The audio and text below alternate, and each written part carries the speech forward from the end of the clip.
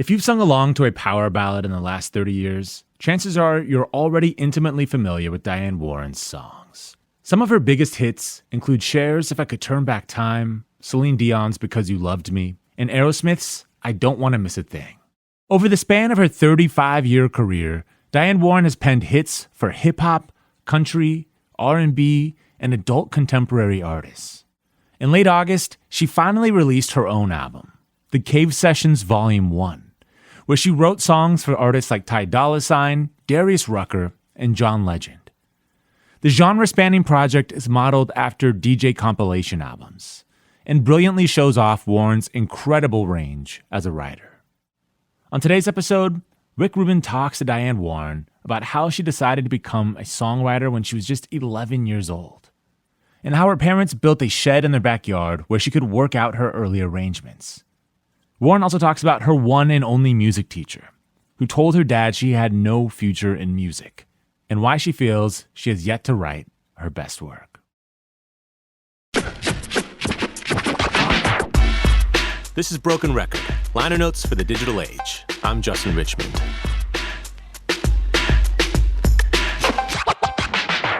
Here's Rick Rubin and Diane Warren. Good to see you, Rick. Same. Great to see you.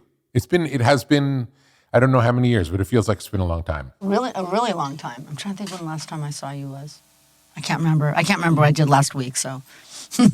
I remember visiting you in Malibu, and I feel like that's like 10 years ago. Probably. I remember coming to your studio.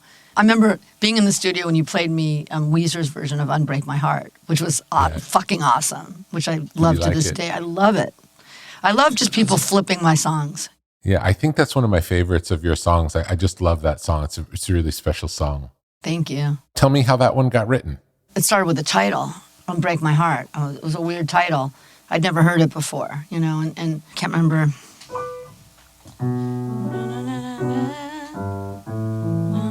The magic of that song. Beside me, unbreak my heart. It went from B minor to D minor. It was like when I came up with that, I was like, oh, fuck, that's fucking cool.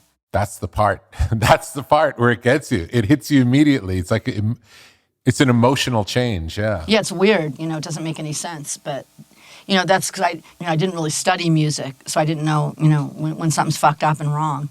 So I probably do a lot of fucked up wrong things that are cool.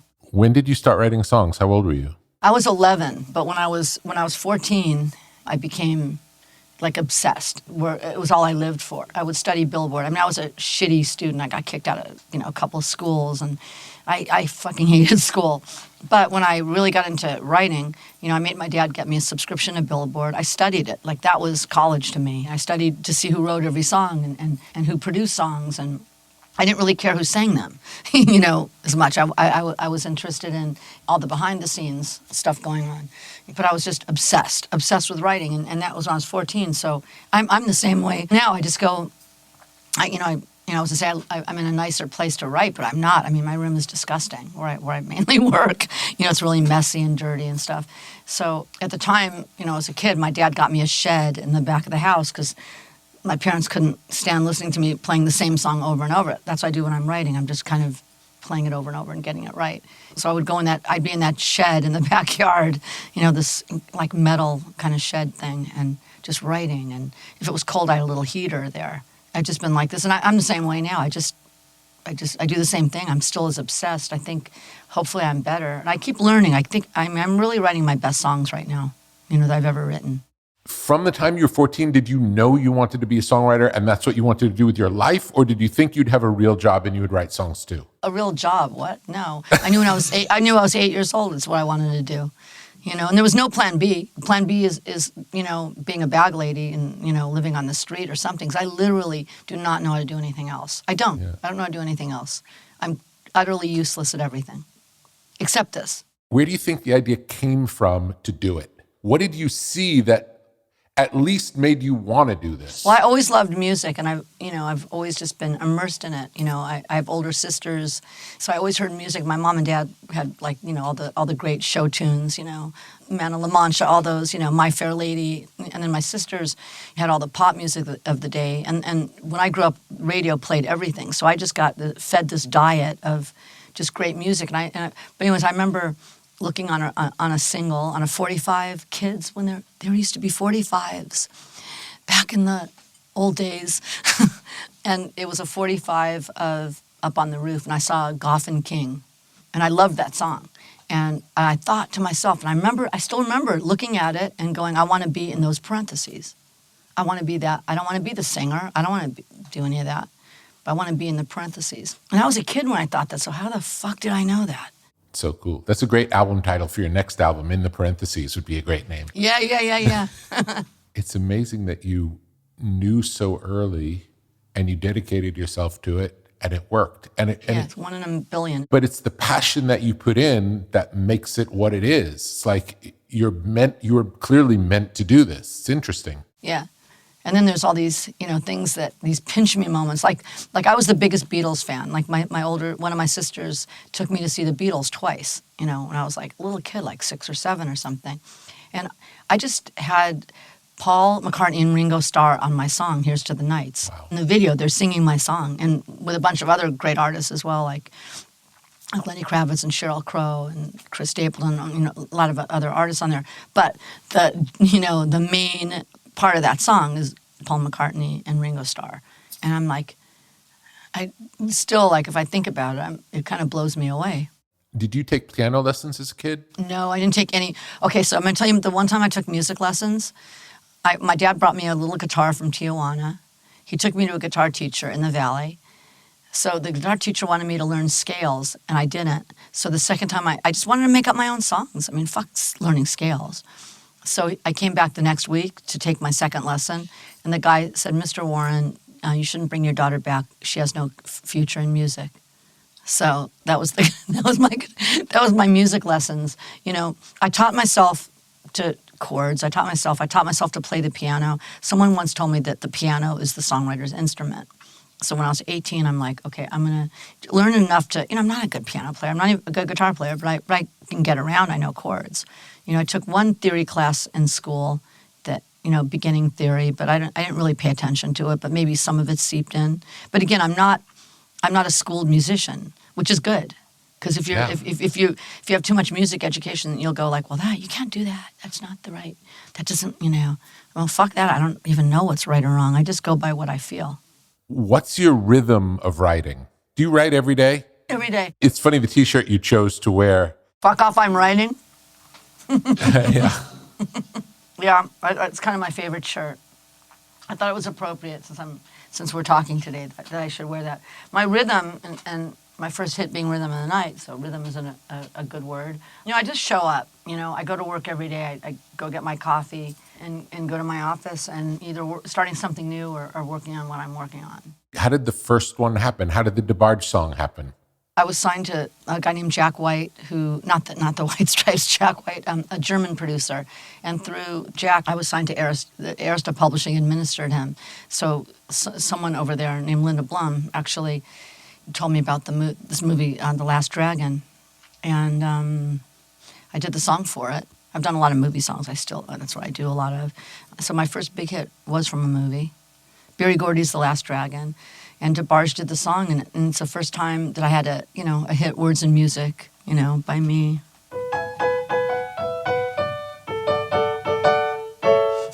I wouldn't have guessed that you wrote that. I didn't know that you wrote that song until recently. Oh yeah. Again, you write all kinds of songs. Yeah, I do. But that's not one that I would have imagined you wrote, and it really made me happy to see that you wrote it. I love that you wrote it. I probably wrote a bunch of songs you didn't know I wrote. Yeah. You probably didn't know I wrote Blame It on the Rain. Yeah, I didn't. It's so cool. Yeah. Let's say you were to sit down now to write a song. Just start the process for me. I mean, I don't know. I don't know how to do that in front of somebody. I play some chords. I don't know. I might have a drum beat going. I might have programmed a drum pattern or something. Or I might start playing something.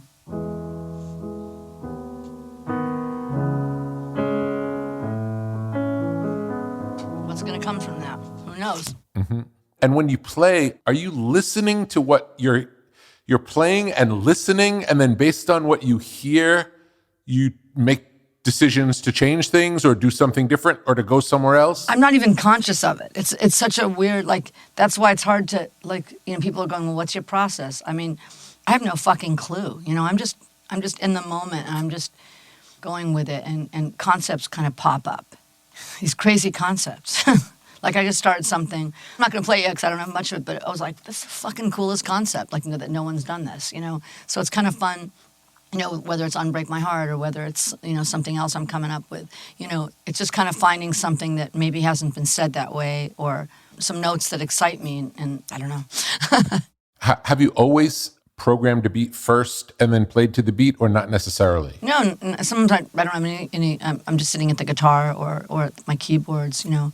I love big string sounds, you know, too. I love that. So, you know, yesterday I was kind of trying, the song I was working on, I was kind of playing it by hand on the drum machine.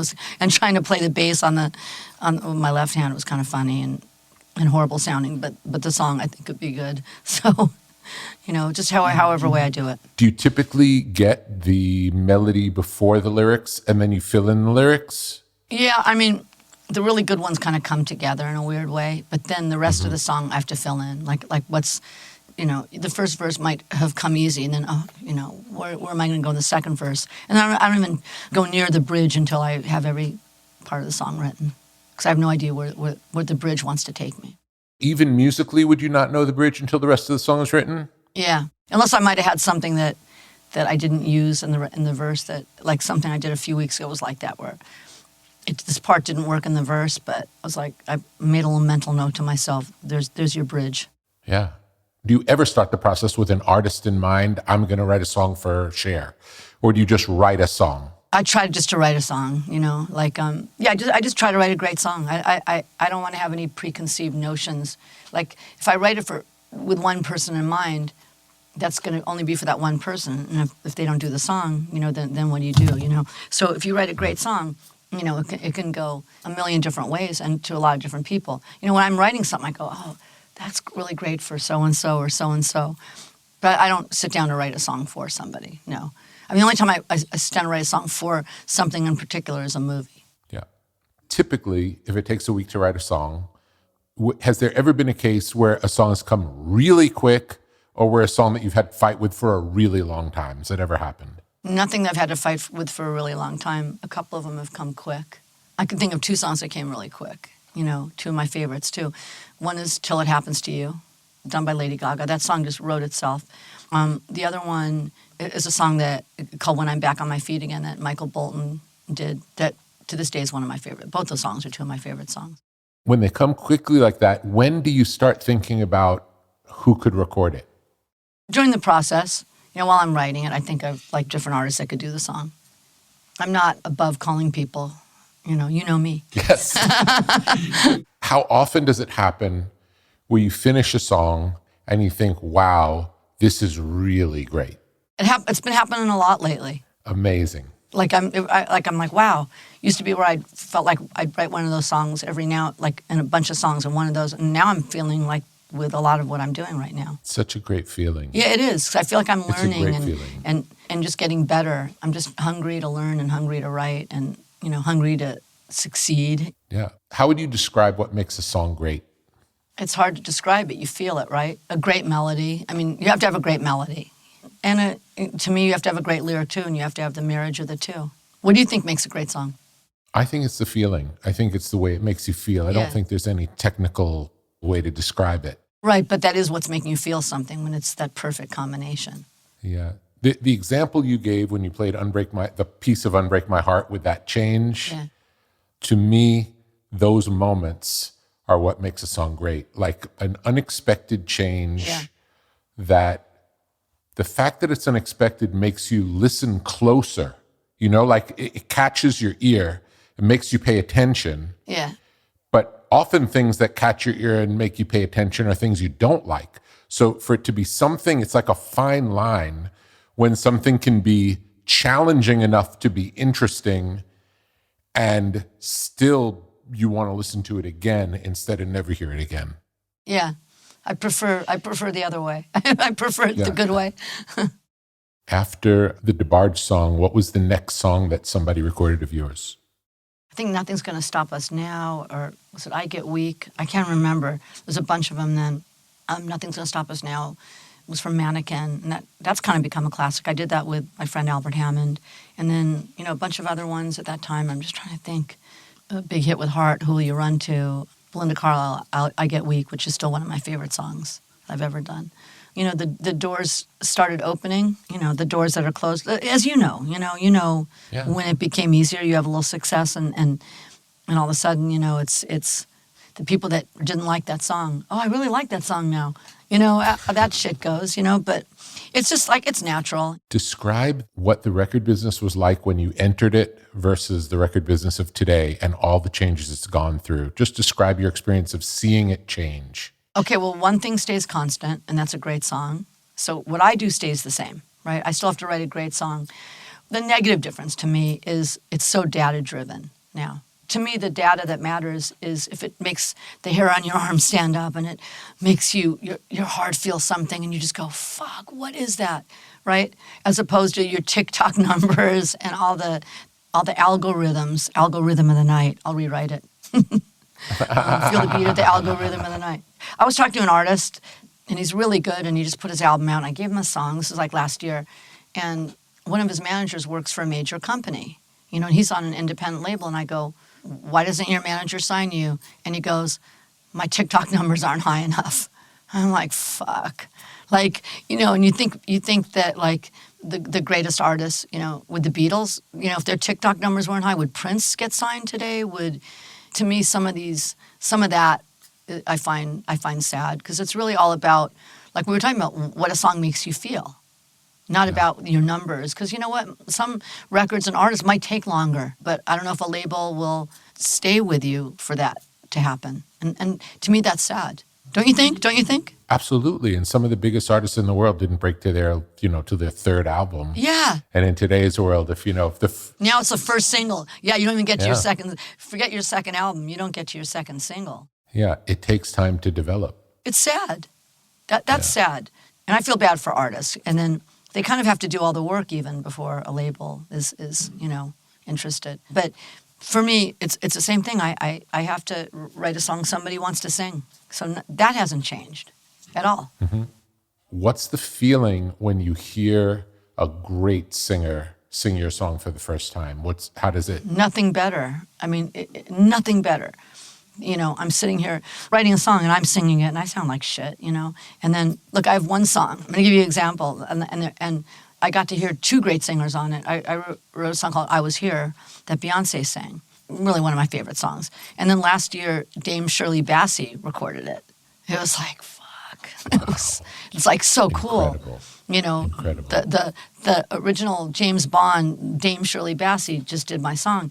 Both sung amazingly, but so different. Like Beyonce is singing it, fucking amazing.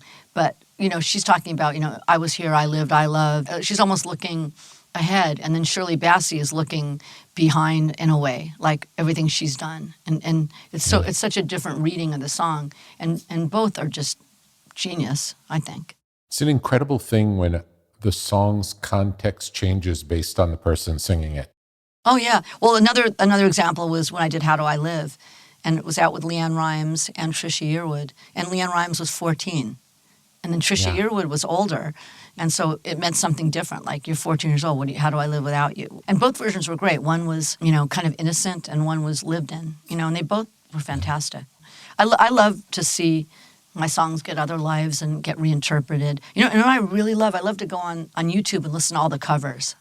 Yeah. And there's some fucking cool ones. I did the song Stand Up for Something that Common and Andra Day sings with Common. It's kind of become like this protest anthem, since it was written for this movie, Marshall.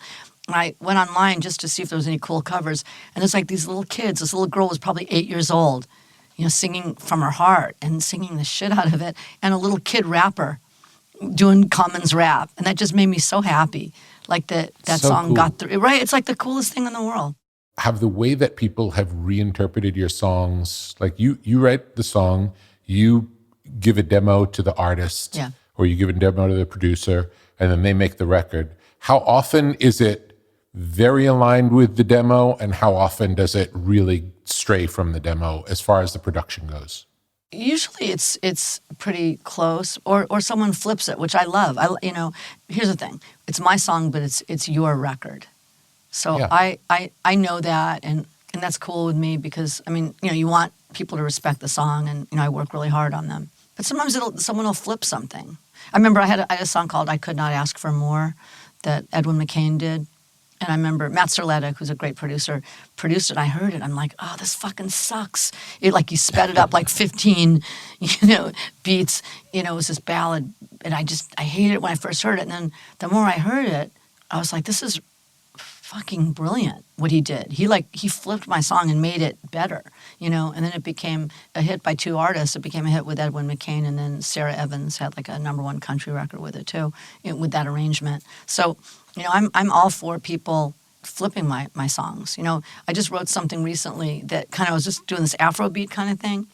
And then one of my producers played for me, and I had to listen to it a couple of times, but it's fucking great. He kind of flipped it and flipped it on its head a bit. But sometimes it takes me listening a few times to hear past what's in my head, because what's in someone else's head might be better.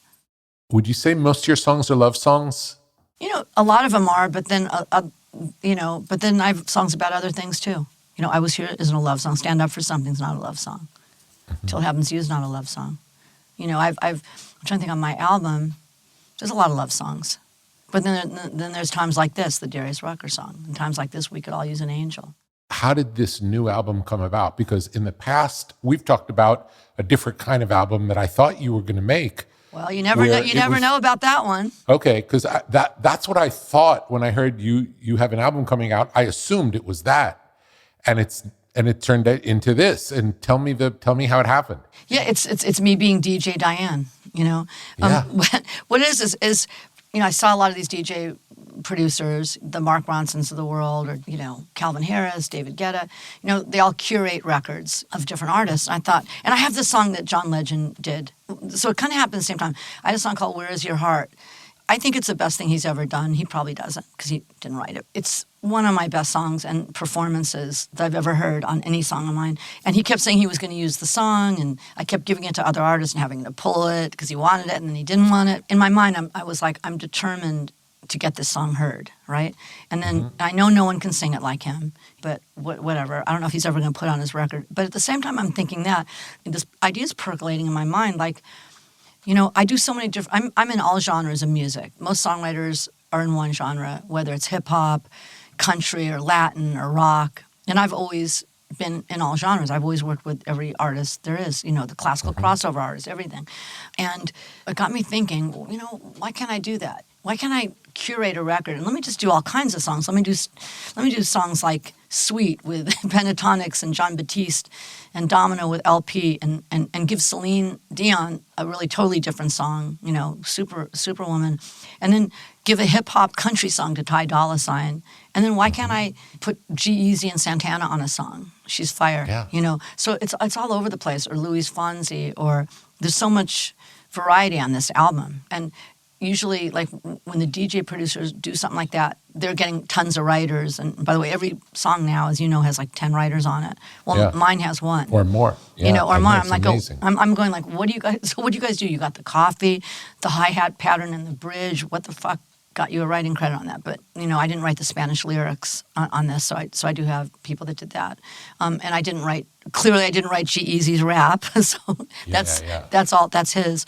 But, these songs are all written solely by me. And you hear a song like "Sweet," and you go, how did that same person write "Where's Your Heart" by John Legend? And how did, but that was what I went in, wanting to do. I kind of wanted to go, like, just show what I do.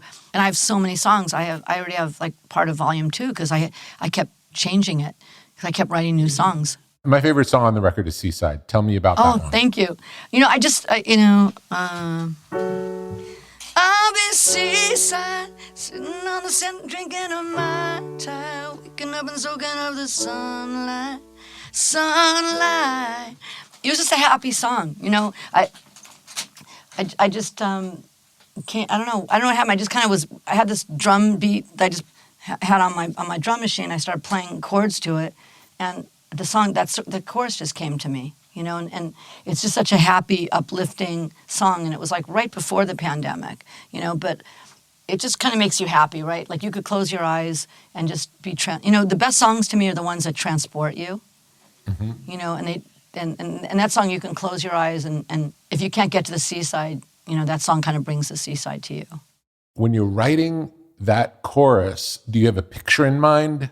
Yeah, I love the beach. I love the tropics, so I love that. And it kind of took me there, and it just made me feel really good, and I love the melody in it, and the verses kind of, you can live your life stuck at a traffic light, it's just kind of cool. But, I'll be seaside, sitting in the sand, drinking a Mai Tai. I almost wish it said sipping a Mai Tai, sitting on the sand, sipping a Mai Tai. In hindsight, but drinking a Mai Tai is cool too. Does that happen often where you'll hear a song or think about a song and think about, oh, I could have done it this way, or either a different line? Oh, not usually. That one, drinking a Mai Tai is fine too. But sometimes I hear it, I kind of thought that I wrote it that way, and I hear it, I go, oh no, I didn't. But it's a fun song, and having the Spanish in it, I love that as well. Are there any of the songs that you're surprised were successful in my life? Yeah, like all anywhere, like you thought the song would. Any particular ones where you think, oh, that one's a good one, but it I don't know that it wins these awards, but it does. Like, have you had that experience where one just like outperforms your expectation? I'm more like the opposite. Whenever anything works, I'm shocked, to be honest with you. Like there's so many things that could go wrong, as you know. Like you probably made great records, your best records, you go, what the fuck happened? Yeah. And I've done that. Now, I remember I did a song with the Cult called Painted on My Heart that should have been as big as I Don't Want to Miss a Thing to me. Yeah. The Cult did it and was for this movie, Gone in 60 Seconds. But I have a bunch of those, that didn't work. And you go, why didn't that work? So when they work, it's like you just go, that's fucking awesome. How did that happen, It's one of the things that's interesting about the process is there are so many things that have to go right. Yeah, that aren't in your control. To break through. Yeah, even honestly, writing it isn't totally in our control because the ideas don't always come. Like the best ideas don't always come. Yeah, but when they do, and you can have the best song in the world. It's still out of our control. Yeah, it's just like, who knows what's going to happen. I just want to keep creating great songs. And by the way, no, my best songs aren't even heard yet. I have so many great songs. Yeah, I'm always writing them. So it's always great when they happen, or even if they're not the biggest hit. Like maybe Here's to the Nights, the song I did with Ringo, with Paul McCartney on there. That wasn't technically a hit, but I think it's a perennial song that'll be around forever. And I think that there's nothing cooler. That's cooler than having a #1 record to me. Have you had any songs that when they came out didn't perform well, but then found a second life in a different way and turned into a hit? Oh yeah, I do. One of them, well, it's kind of funny. I did a song called Don't Turn Around, and it was after Tina Turner's first album, her big comeback album with What's Love Got to Do With It. And she was doing her second album, and I did a song called Don't Turn Around, and Bryan Adams produced it, and it was fucking awesome. It just sounded like a hit. And I remember her manager going, well, it's not going to be on her album. It's like, just so bummed out. I just remember, I still to this day remember how bummed out I was. But they put it on a song, on the B-side of Typical Male, of a song of Tina's. Somehow, Luther Ingram, who did If Loving You Is Wrong, I Don't Want to Be Right, somehow he heard the song, recorded it, and it went to number 80 on the R&B chart. And then the song has a crazy life. Then somehow this group called Aswad, a reggae group out of the UK, heard Luther Ingram's version, and they did a reggae version, and it became a #1 record all over Europe and in England, and then along the way, all these other people recorded it, like Bonnie Tyler and Neil Diamond, and all these people started covering the song. And then Clive Davis heard the reggae version and gave it to Ace of Base, and it did become a hit. And here's the irony. Here's the total irony. I haven't seen the Tina Turner musical yet, but in the Tina Turner musical, one of the big show-stopping moments is Tina singing that song. So it kind of came full circle. So, yeah. Songs can have a million other lives. I don't give up on a song because it wasn't a hit for somebody. Yeah, it's fascinating how they can take on a life of their own. It's amazing to watch. And Yeah, it's like a living thing, right? It is, and it is all out of our control, and you never know why they come around. It's almost like the way that it works is how it's meant to be. You know, it's sometimes because had the first version of it been a hit, maybe all those covers wouldn't happen. Yeah, exactly. I mean, I had Neil Diamond cover a song of mine. That was cool, you know? And then it became a hit, and then it went full circle back to Tina Turner's musical. So to me, a great song is timeless and genreless. At what point is it the most fun? Like, of all the stuff you do, is it most fun to start a new one? Yes. Is it to finish one? Okay, it's both. The funnest thing that I love is coming up with something great. Sometimes I'll have a hit of a joint and I'm working on something and I'll think it's really great. I'm like, oh, I hope when I come back and I'm not high, it still sounds good. Yeah.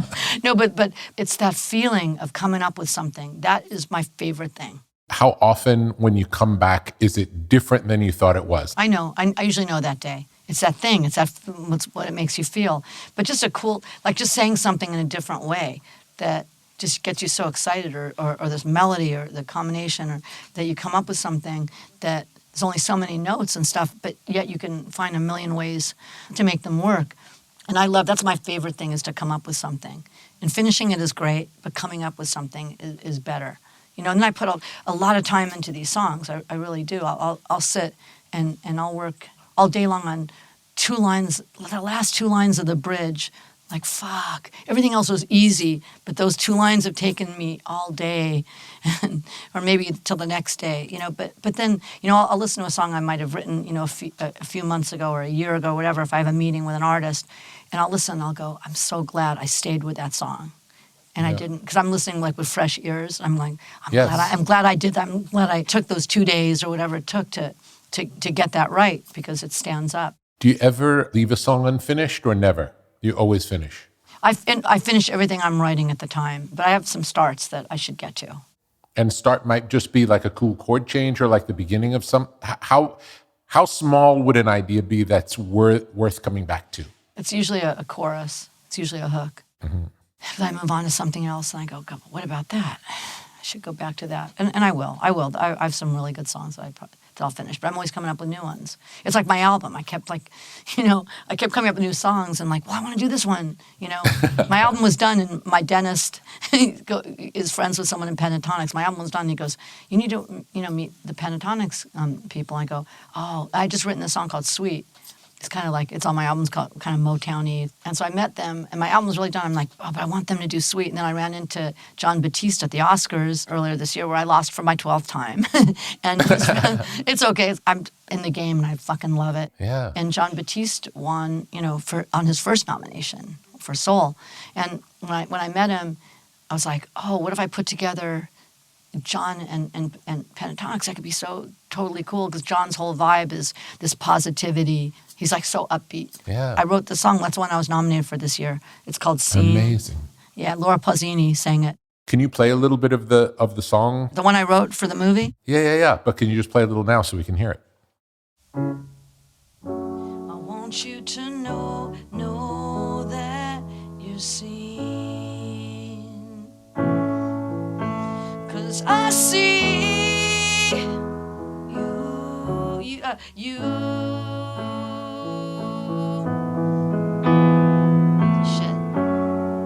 Sorry. And I see who you are. I can't sing it. You can hide from me. I want you to know that you're seen. When you think that no one understands you, I will. It's a beautiful song. I can't sing it. It sounds so good. Yeah, listen to it. It's called, well, in Italian, it's called EOC, Scene, and Laura Pausini sings it. So it's beautiful in Italian. You've had a couple of other songs that have been translated into Italian. How does that experience work? I love it. I love when my songs are in different languages. And everything sounds better in Italian and Spanish. Yeah. It just does. They're both such beautiful, romantic languages. That's why on my album I definitely wanted Spanish. When you write a song for a movie, Do they tell you the story? Do they give you the script? Like, how much do you like to know before writing a song for a movie? Oh, I like to know everything. Ideally, I could see a rough film. Like this year, Yeah. I did a song.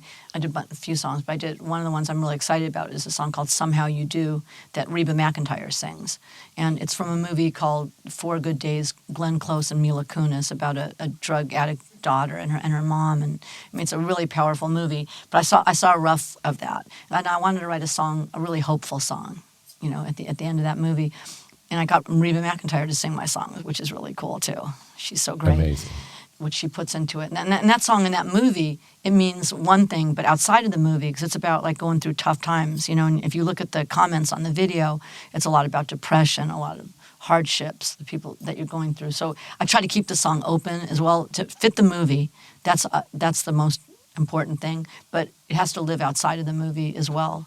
And then people can become whatever anybody wants it to be. But back to your question, ideally, if I watch a movie or read a script, but I have to feel what that is, and then it's a subconscious thing. And it's if I'm doing an end song, like I did something I'm so excited about, but I'm not going to talk about it for next year. That I read the script and it just was so powerful, and it took me a couple of days to figure out what I wanted to say there because it had to speak for the character, and it's an actual person, so it had to really be powerful. And it took me a couple of days, but when I got it, and I sat at the keyboard and I started crying, I knew that it was, that I knew it was right. Yeah, beautiful. Do you ever hear something that you wrote a long time ago and have a new understanding of what it means later?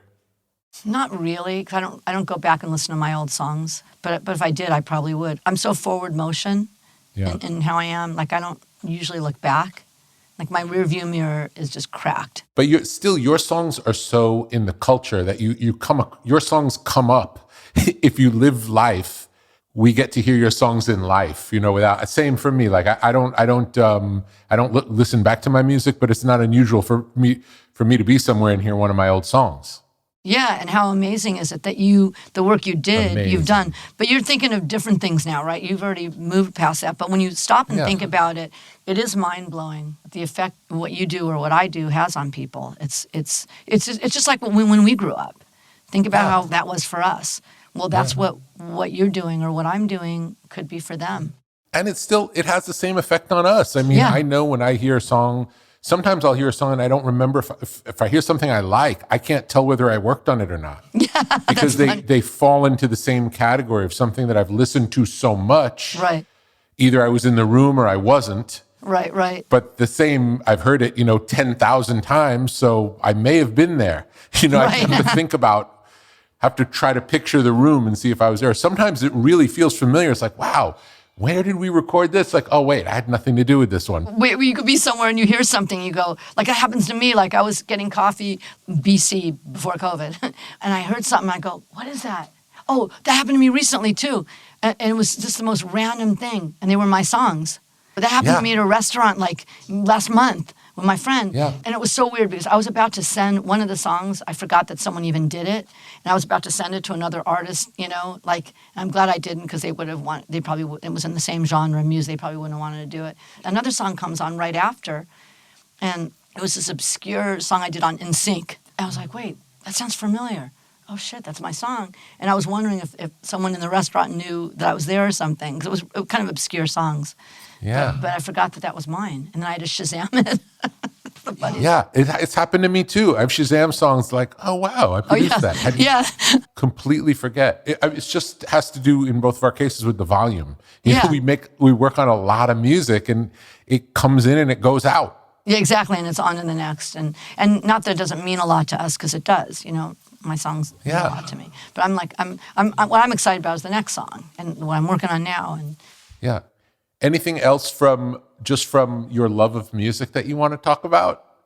I think I kind of covered. I just love doing this. I love writing songs. I feel like I've almost never had a hit, So it's that hunger and that love of it that means everything. Yeah, it's no different. It's nice when they're hits. Yeah, but at the same time when we get to make them, the minute that it's done, it's a great feeling of like, wow, we got to make this beautiful thing. Yeah, it's the coolest feeling in the world. You just want the world to hear them. Absolutely. Cool. Well, I hope that there's a way for the world to hear all of the songs that you have that you've never put out and that have not yet come out. And that'd be a fun thing to think about, is how to make that happen, because they all need to be heard. Yeah, for sure. On this album, there's so many good songs on this album too, that I hope that we get singles rights to the John Legend song, because that's just such a great song. Yeah. I like the Domino song too. I think. Yeah, isn't that a cool song? That's like like that one. that's so that's one that is like, people are like, you wrote that? Like, it's so different. It's like a spaghetti western weird song, and I love LP's voice on it, and it's so weird. But I think that's like a big song on there. That's a lot of people's favorite song. It's really catchy. It's just super catchy, and I like the fact that it's not like other songs. It's a particular thing. It's really good. Thank you. Yeah, that's what I'm saying. I have things that people don't even know that I have, too. And that's one of them. I'm glad it got a chance to get heard, and I hope it's a big hit. That's true. We see you soon. Okay, great to see you, Rick. I hope to see you in person soon. Same. Thanks to Diane Warren for sharing her songwriting process with Rick. You can check out a playlist of our favorite Diane Warren penned songs, plus her new album at brokenrecordpodcast.com. You can follow us on Twitter at Broken Record. Broken Record is produced with help from Leah Rose, Jason Gambrell, Martin Gonzalez, Eric Sandler, and Jennifer Sanchez, with engineering help from Nick Chafee. Our executive producer is Mila Bell. Broken Record is a production of Pushkin Industries. And if you like the show, please remember to share, rate, and review us on your podcast app. Our theme music's by Kenny Beats. I'm Justin Richmond.